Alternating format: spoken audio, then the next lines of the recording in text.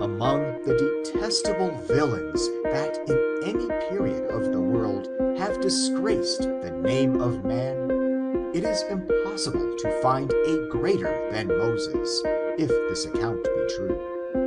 Here is an order to butcher the boys, to massacre the mothers, and debauch the daughters.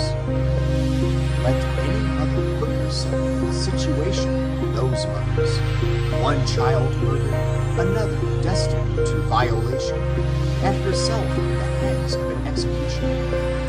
Let any daughter put herself in the situation of those daughters, destined as a prey to the murderers of a mother and a brother, and what will be their feelings? It is in vain that we attempt to impose upon nature, for nature will have her course, and the religion that tortures all her social ties is a false religion. After this detestable order follows an account of the plunder taken and the manner of dividing it. And here it is that the profaneness of priestly hypocrisy increases the catalogue of crimes. Verse 37. And the Lord's tribute of the sheep was 660 and the beehives was 36,000, of which the Lord's tribute was 312, and the asses were 30,000, of which the Lord's tribute was 301, and the persons were 30,000, of which the Lord's tribute was 32. In short, the matters combined in this chapter, as well as in many other parts of the Bible, are too horrid for humanity to read, or for decency to hear. For it appears in the 35th verse of this chapter that the number of women children consigned to debauchery by the order of Moses was 32,000. People in general know not what wickedness there is in this pretended word of God. Brought up in habits of superstition, they take it for granted that the Bible is true and that it is good. They permit themselves not to doubt it, and they carry the ideas they form of the benevolence of the Almighty to the book which they have been taught to believe was written by His authority. Good heavens! It is quite another thing. It is a book of lies, wickedness, and blasphemy. For what can be greater blasphemy than to ascribe the wickedness of man to the orders of the Almighty? But to return to my subject, that of showing that Moses is not the author of the books ascribed to him, and that the Bible is spurious. The two instances I have already given would be sufficient, without any additional evidence, to invalidate the authenticity of any book that pretended to be 400 or 500 years more ancient than the matters it speaks of or refers to as facts. For in the case of pursuing them unto Dan, and of the kings that reigned over the children of Israel, not even the flimsy pretense of prophecy can be approved. The expressions are in the preteritense, and it would be downright idiotism to say that a man could prophesy in the preteritense. But there are many other passages scattered throughout those books that unite in the same point of evidence. It is said in Exodus, another of the books ascribed to Moses, chapter 16, verse 34, and the children of Israel did eat manna until they came to a land inhabited. They did eat manna until they came unto the borders of the land.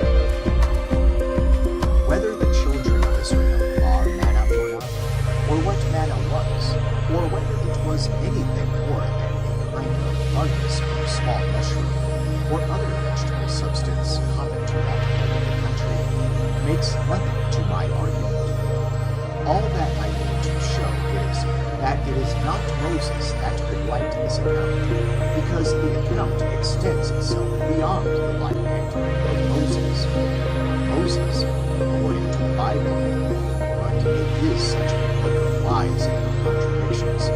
is no known which kept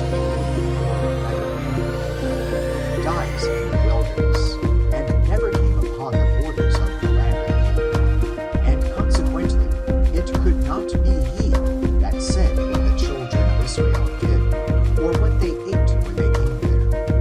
This account of eating manna, which they tell us was written by Moses, extends itself to the time of Joshua, the successor of Moses, as appears by the account given in the book of Joshua, after the children of Israel had passed the river Jordan, and came unto the borders of the land of Canaan. Joshua chapter 5, verse 12.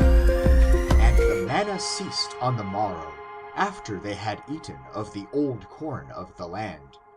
Neither had the children of Israel manna any more, but they did eat of the fruit of the land of Canaan that year. But a more remarkable instance than this occurs in Deuteronomy, which, while it shows that Moses could not be the writer of that book, shows also the fabulous notions that prevailed at that time about giants. In the 3rd chapter of Deuteronomy, among the conquests said to be made by Moses, is an account of the taking of Og, king of Bashan. Verse 11. For only Og, king of Bashan, remained of the race of giants. Behold, his bedstead was a bedstead of iron. Is it not in Rabbah of the children of Ammon? 9 cubits was the length thereof, and 4 cubits the breadth of it, after the cubit of a man. A cubit is 1 foot, 9,888 1/1000 inches. The length, therefore, of the bed was 16 feet 4 inches, and the breadth 7 feet 4 inches. Thus much for this giant's bed. Now for the historical part, which, though the evidence is not so direct and positive as in the former cases, is nevertheless very presumable and corroborated evidence, and is better than the best evidence on the contrary side. The writer, by way of proving the existence of this giant, refers to his bed as an ancient relic, and says, is it not in Rabbah, or Rabbah, of the children of Ammon? Meaning that it is. Such is frequently the Bible method of affirming. But it could not be Moses that said this, because Moses could know nothing of Rabbah, nor of what was in it. Rabbah was not a city belonging to this giant king, nor was it one of the cities that Moses took. The knowledge, therefore, that this bed was at Rabbah, and of the particulars of its dimensions, must be referred to the time when Rabbah was taken. This was not till 400 years after the death of Moses, for which you see 2 Samuel chapter 12, verse 26. And Joab, David's general, fought against Rabbah of the children of Ammon, and took the royal city. As I am not undertaking to point out all the contradictions in time, place, and circumstance that abound in the books ascribed to Moses, and which prove to a demonstration that those books could not be written by Moses, nor in the time of Moses, I proceed to the book of Joshua, and to show that Joshua is not the author of that book, and that it is anonymous and without authority. The evidence I shall produce is contained in the book itself. I will not go out of the Bible for proof against the supposed authenticity of the Bible. False testimony is always good against itself. Joshua, according to the 1st chapter of Joshua, was the immediate successor of Moses. He was, moreover, a military man, which Moses was not, and he continued as chief of the people of Israel 25 years.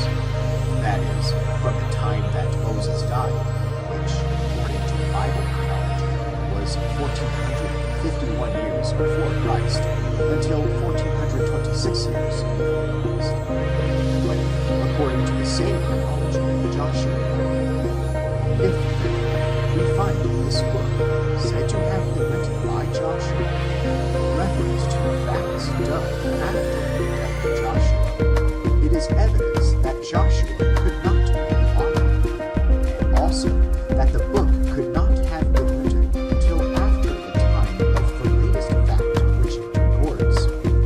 As to the character of the book, it is horrid.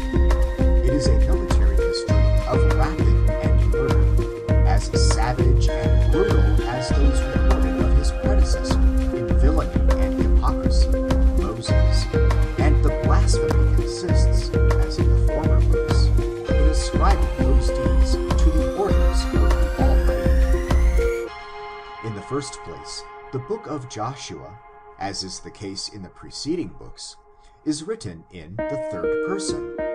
It is the historian of Joshua that speaks, for it would have been absurd and vainglorious that Joshua should say of himself, as is said of him in the last verse of the 6th chapter, that his fame was noised throughout all the country. I now come more immediately to the proof.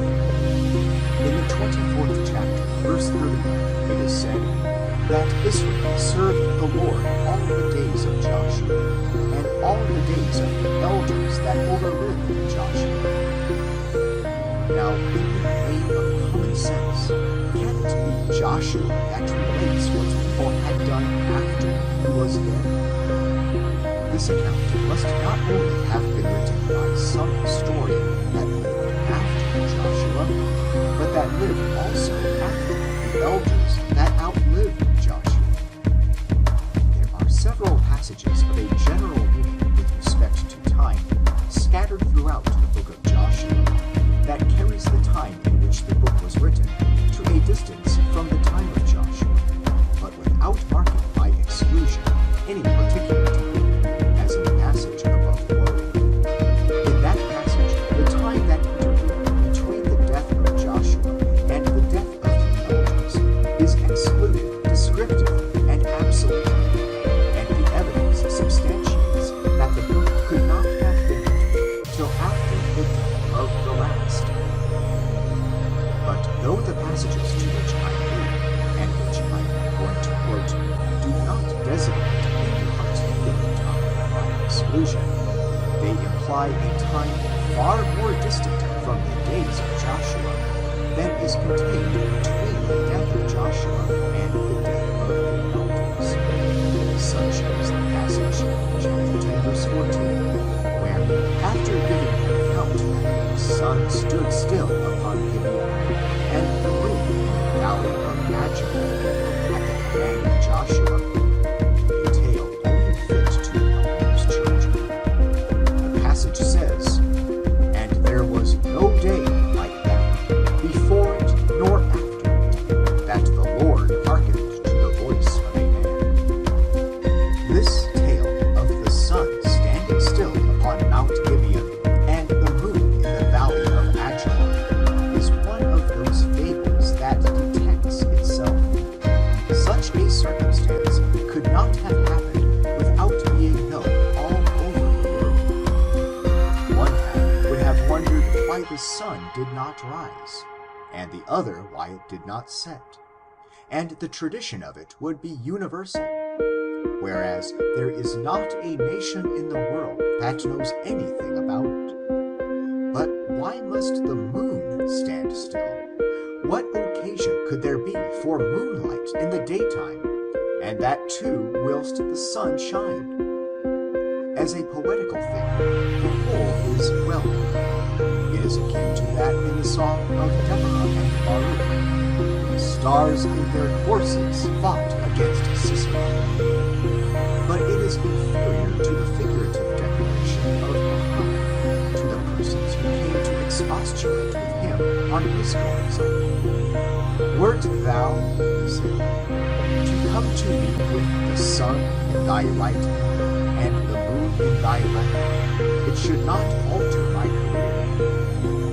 For Joshua to have exceeded Muhammad, he should have put the sun and moon one in each pocket, and carried them as Giful carried his dark lamp, and taken them out to shine as he